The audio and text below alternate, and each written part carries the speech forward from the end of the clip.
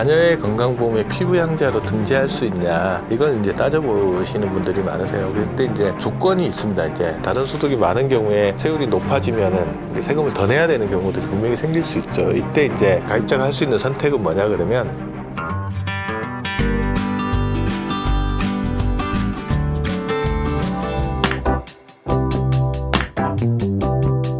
국민연금 가입 기간이 한 10년 이상 되시는 분이 이제 노후에 노령연금을 수령하게 되는데, 종전에는 이제 노령연금을 수령하는 기간 동안 소득이 많은 사람의 연금을 감액하는 제도가 있었어요. 어느 정도 규모였냐면, 국민연금 전체 가입자의 최근 3년간 소득을 평균한 것들을 우리가 A값이라고 이야기하는데, A값이 올해 기준으로 한 319만 원 정도 될 겁니다. 319만 원보다 소득이 많으면, 이때 소득이라는 거는 근로소득하고 사업소득을 말합니다. 근로소득, 사업소득에서 필요경비 같은 거를 공제하고 남은 소득이 A값보다 많게 되면 감액을 해왔어요. 그래서 A값보다 100만 원 많을 때까지는 5%, 100만 원에서 200만 원 많을 때는 10%, 뭐 200만 원 이상만 15% 이렇게 누진해서 감액해서 최고로 많이 감액하면 자기 받는 연금액의 절반 정도까지를 감액할 수 있는 제도가 이제 재직자 노령연금, 노령연금을 감액하는 제도들이 있었는데, 억울하죠. 일 열심히 했다고 연금을 감액되면 기분 좋은 사람이 없죠. 거기다가 더 중요한 거는, 그럼 일하지 말란 소리냐 라는 이야기까지 연결될 수 있죠.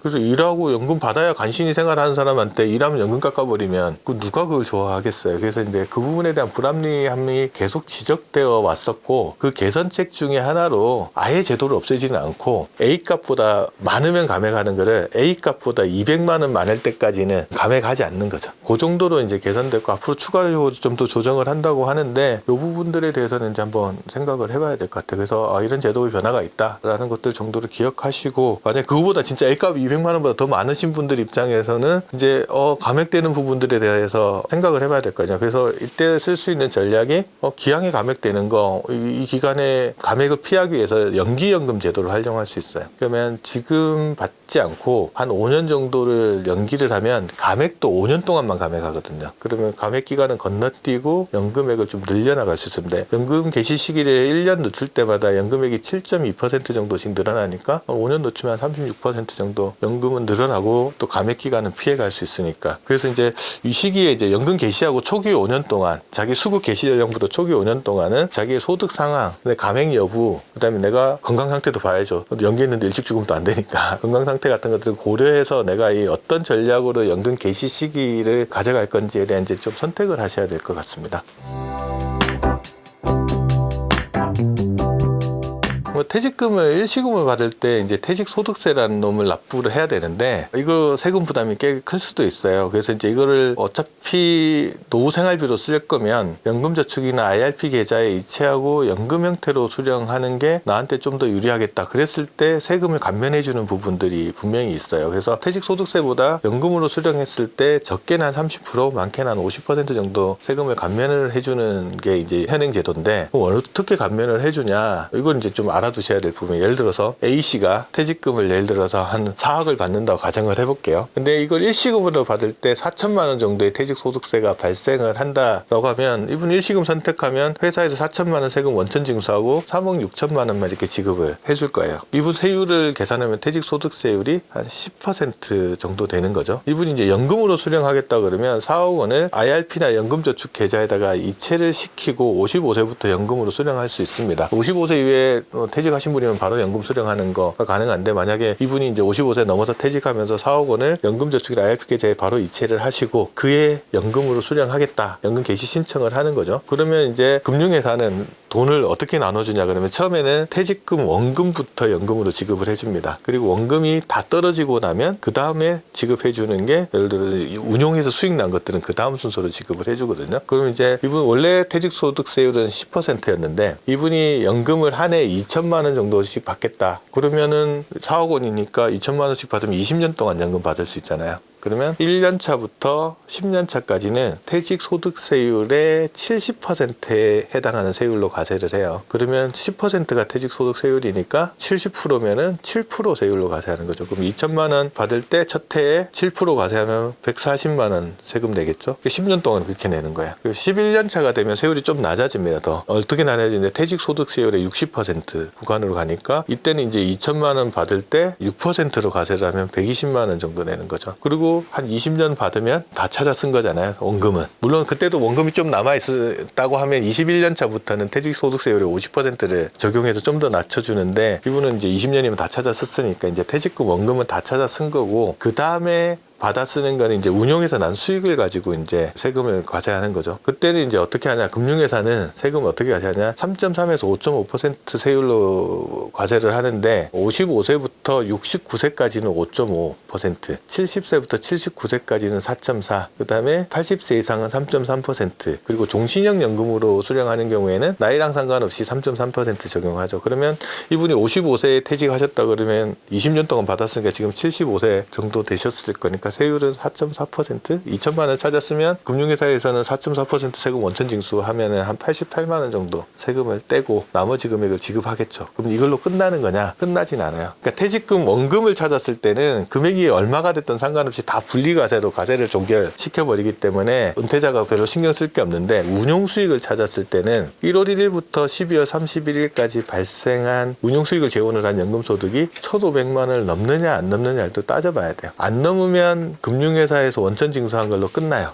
끝나고 그냥 더 이상 내가 신고 안 해도 되는데, 넘어가는 경우에는 이듬해 5월 달에 안내장이 이제 국세청에서 하나 날라올 겁니다. 그래서 연금소득이 1,500만 원이 넘어갔으니까 종합소득세를 신고하십시오라고 날라올 거예요. 그러면 그 연금소득 전체, 그러니까 운용수익을 재원한 연금소득 전체를 다른 소득하고 합산해서 종합소득세 신고를 해야 되거든요. 뭐 다른 소득이 별로 없으면은 뭐 그렇게 세금 부담이 크지는 않겠지만, 다른 소득이 많은 경우에 세율이 높아지면은 세금을 더 내야 되는 경우들이 분명히 생길 수 있죠. 이때 이제 가입자가 할 수 있는 선택은 뭐냐 그러면, 나는 종합소득세가 누진세율로 되어 있으니까 누진세율을 그대로 적용할 수도 있고, 이렇게 했더니 세율이 너무 많이 높아져. 그런 경우에는 본인이 16.5%의 단일세율로 그냥 선택해버릴 수도 있어요. 내가 계산해봤더니 세율이 누진세 적용하면 16.5보다 높을 거다 같은 분은 그냥 단일세율로 정리를 해버리면 되는 거죠. 그보다 더 좋은 거는 그냥 퇴직금 원금이 다 소진되고 나서 이제 운용수익으로 찾아 쓰는 시점에 자기가 이제 연금 수령액을 1,500만 원 이하로 이렇게 조정을 해버리면 그냥 굳이 뭐 이렇게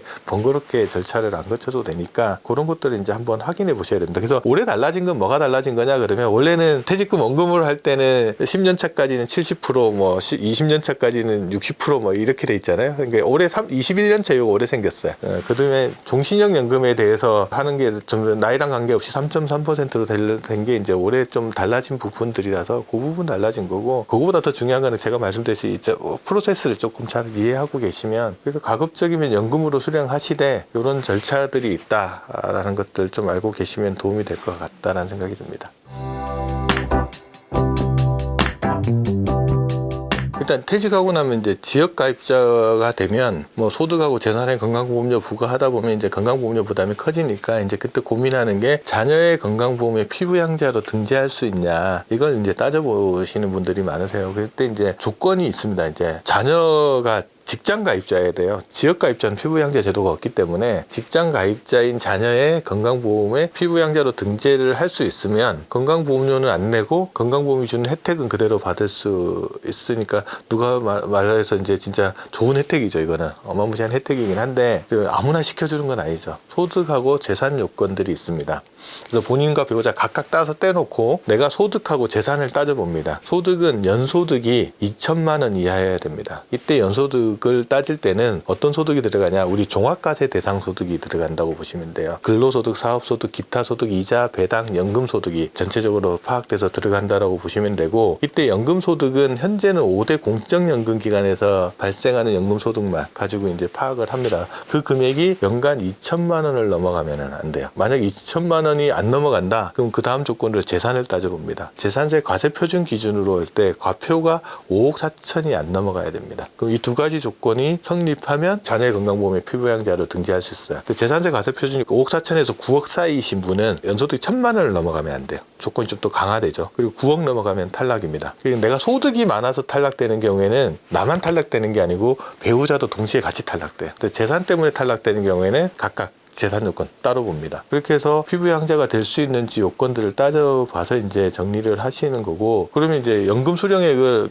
개인연금 수령액은 큰 상관없겠죠. 어차피 공적연금 수령액만 따져보는 거니까, 국정연금 수령액하고 다른 소득하고 합쳐서 2천만 원이 넘어가냐, 아니면 재산이 좀 많으신 분은 1,000만 원 넘어가냐, 이거 기준을 따져보시면 되고요. 그 연금소득에 이제 사업자 등록하신 분들이 있으신데, 사업자 등록하신 분은 사업소득이 1원이라도 있으면 탈락입니다. 사업자 등록을 안 하신 경우에는 이제 사업소득, 안 하고도 사업소득이 나올 수 있잖아요. 그런 경우에는 연소득이 사업소득이 500만 원 이하여야 되고, 넘어가면 그것도 또 피부양자가 안 됩니다. 그래서 사업소득 있는 사람들도 요건이 좀 더 타이트하게 강화되어 있다라고 보시고, 그래서 그렇게 이제 판단을 해보시고, 이렇게 정하는 이유는 솔직히 이제 자기가 보험료를 내고 혜택을 받는 게 정상적인 건데, 은퇴 이후에 이제 소득이나 재산이 많지 않은데 건강보험료 부담스러우니까 그렇게 제도를 만들어 놓은 거라고 보시면 됩니다. 근데 소득하고 재산이 거의 없으신 분들이 최저보험료로 내는 게 한 달에 22,800원 정도 되거든요. 22,000원. 그 정도 규모의 건보료를 내는 건데, 건강보험에서 받는 혜택은 그거보다 훨씬 더 클 겁니다. 건강보험 재정을 막 걱정을 하시는 이유는 뭐냐면, 걷어들이는 것보다 많이 쓰니까 재정에 문제가 생기는 거잖아요. 그래서 혜택 부분들도 같이 봐야 되는데, 사람들이 이제 비용 부분, 들어가는 코스트만 계속 쳐다보고 있으니까 아깝다는 생각이 들고, 이쪽에서 찾아 쓰는 것도 보셔야 됩니다. 근데 참 재밌는 게,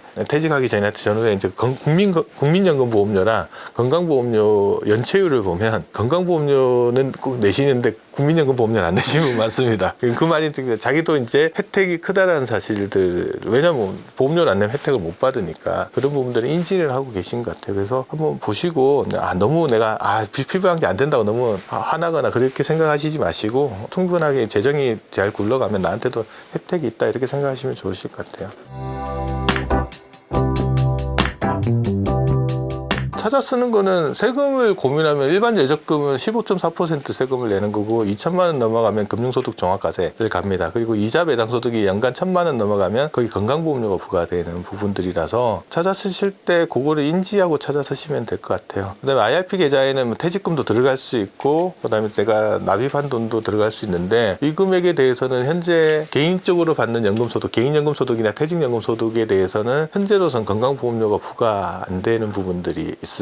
그리고 거기에 대해서는 이제 뭐 세금이라는 것들도 어차피 분리과세되거나 아니면 내가 세율을 선택할 수 있는 부분들이 있어서, 이 부분도 뭐 크게 영향을 미칠 것 같지는 않아요. 그래서 자기가 이제, 내가 보기에는 내가 돈을 어떤 돈부터 꺼냈을 건지에 대한 고민들을 하잖아요. 그러면 내가 기본적으로 파악해야 될 거는, 내가 이것 때문에 세율 부담이 더 커지느냐, 금융소득 종합과세에 해당되느냐, 이걸 파악할 거고요. 두 번째는 이것 때문에 내가 건강보험료 부담이 더 늘어나느냐, 그거는 이제 국세청이 건강보험료에 관련된 자료를 어떻게 통보하느냐랑 관련이 있잖아요. 그러니까 이자 배당과 관련된 소득이 1,000만 원이 넘어가지 않으면 그 자료를 건강보험공단이 제공해주지 않습니다. 그러니까 파악할 수가 없어요. 근데 1,000만 원에서 1원이라도 넘어가면 그 자료가 건강보험공단에 넘어가서 파악이 되는 구조이기 때문에 그건 알고 계시면 되죠. 근데 이제 사람이 이자 배당이 1,000만 원 넘어가는지 안 넘어가는지를 계산할 수 있는 사람 대한민국에 몇 명이나 될까요? 거의 없을 겁니다. 그리고 은행에 조금씩 이자 나오고 뭐 이런 것들 다 파악하기가 쉽지 않죠. 그렇기 때문에 애당초 그거를 피해가는 게 좋죠. 그래서 비과세 상품이나 분리과세 상품이나 이렇게 건보료가 부과되지 않는 형태의 금융상품들을 적극적으로 활용해서 거기서 자산을 운용하시는 게 훨씬 더 나은 방법이죠. 그래서 딴 데 하다가 하다가 넘어가 버릴 수도 있거든요. 그렇다면 이제 그렇게 하는 것보다는 애당초 세금을 덜 내고 건강보험료 부담이 적은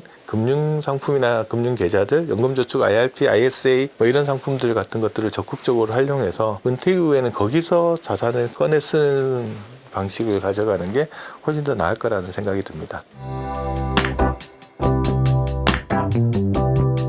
이제 공적연금은 가입자가 사망하면 유족연금이라는 제도가 있습니다. 이제 국민연금을 예를 들면, 국민연금 가입자가 노령연금을 수급 중에 사망하게 되면 자기가 받던 노령연금액의 일정 부분들을 유족한테 지급을 하게 되는데, 국민연금 가입 기간이 10년 미만이면 40% 받던 금액에, 10년에서 20년 사이면 50%, 20년 이상 납입하신 분은 자기 받던 연금의 60%를 이제 유족연금으로 지급됩니다. 그럼 유족연금 수급자는 누구냐 그러면, 1순위 수급자는 배우자, 사망 당시에 배우자가 그 돈을 받아가게끔 되어 있는데 이때 배우자는 법정 혼인 관계에 있거나 사실혼 관계에 있는 사람 포함해서 배우자가 수령하고 배우자가 없으면 25세 이하 자녀 그다음에 뭐 그거 없으면 60세 이상 부모 이런 식으로 넘어가게 되는데 대부분 배우자가 수령하게 되죠. 근데 이제 이때 문제가 되는 거는 뭐냐 그러면 배우자도 자기 노령연금이 있는 경우가 있어요. 그럼 배우자 노령연금과 돌아가신 분의 유족연금이 겹쳐버리는 문제가 있거든요. 살아있는 동안은 각각 받으니까 별 문제가 없는데 한 사람이 돌아가셔서 두 개가 겹치게 되면 현재 국민연금법은 중복수급 금지 조항이 있어요.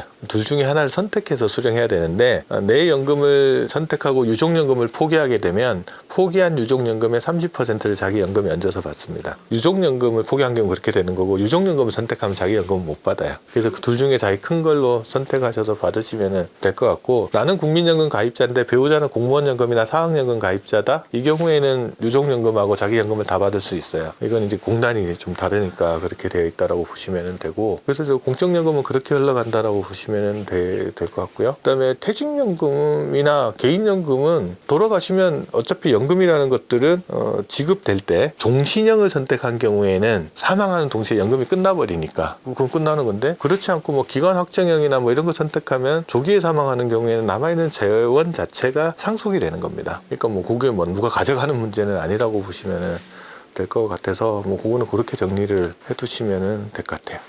그러면은 그 가족에게 상속할 때 세금 부담을 최소화하려면은 어떤 준비가 필요할까요?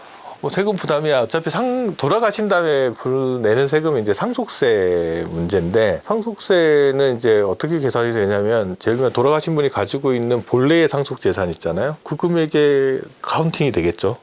그다음에 간주상속재산이라고 해서 이제 돌아가셔서 나오는 보험금이나 급여나 뭐 신탁재산 같은 게 합산이 되고 그다음에 추정상속재산에서 돌아가시기 직전 1년간 2억, 2년간 5억 이상 되는 금액들이 어디로 사라졌으면 그 금액을 소명 못하면 그게 또 상속재산 추정돼서 들어오는 게 있고 그다음에 죽기 뭐 5년 전, 10년 전에 증여한 자산이 있으면 그게 이제 증여재산들이 합산돼서 전체 자산들이 토탈된 다음에 거기서 부채 빼고 그다음에 각종 공제 뺀 다음에 상속세가 계산이 되는 거거든요.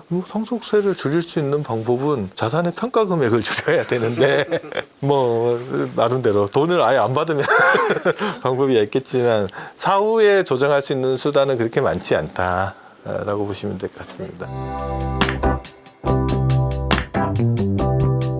이미 받고 있는 사람들, 뭐 받는 사람들 입장에서 최근에 이제 국가에서 논의하고 있는 사항들을 조금 한번 생각해 봐야 될 게 뭐냐면 첫 번째 정년 연장에 대한 논의가 있습니다. 어떻게 진행되느냐에 따라서 이게 미치는 영향들이 많을 것 같아요. 그렇기 때문에 국민연금 개시 시기나 납입 기간도 다 영향을 받을 것 같아서 한번 관전 포인트를 한번 지켜봐야 될 일인 것 같다는 생각이 들고요. 직장 다니시는 분 입장에서 이제 퇴직연금 의무화 관련된 이야기들도 한번 고민을 해봐야 될 것 같아요. 현재는 퇴직연금 제도를 도입한 사업장도 있고 그렇지 않은 사업장도 있는데 이제 의무화가 강제화된다라고 하면 이제 도입하지 않은 사업장 입장에서는 도입을 신규로 해야 되고 그렇게 되면 회사에 보관하던 퇴직금이 회사 바깥에 금융회사로 흘러나가고 그때 이제 운용에 대한 이야기들 같은 것들이 같이 나올 테니까 근로자 입장에서는 좋죠. 회사에 갑자기 문제가 생겼을 때 못 받을 수도 있던 퇴직금을 회사 바깥에 보관하면 좀 더 수급권에 안정적인 보관을 할 수 있으니까 좋은데 또 이게 바깥에 보관하면 그건 누가 운영하느냐 운영 수익률에 따라서 퇴직금이 또 달라지는 제도들도 있어서 이런 부분들이 영향을 좀 미칠 것 같고요. 세 번째로 이제